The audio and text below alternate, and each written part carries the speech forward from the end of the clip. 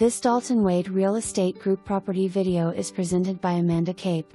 Looking for the perfect home to rent in Coffee Pot Bayou? This lovely home is just minutes to downtown Street Pete, and a short drive to Street Pete Beach. This home is close to Crisp Park, which offers a boat ramp. There are lots of restaurants and shops close by as well.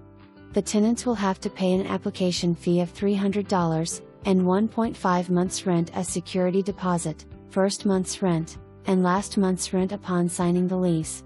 No pets, no smoking, no drugs allowed. Maximum of 3 tenants. Landlord requires tenants to have renter's insurance. Washer and dryer are in the garage. For more information, review the details below.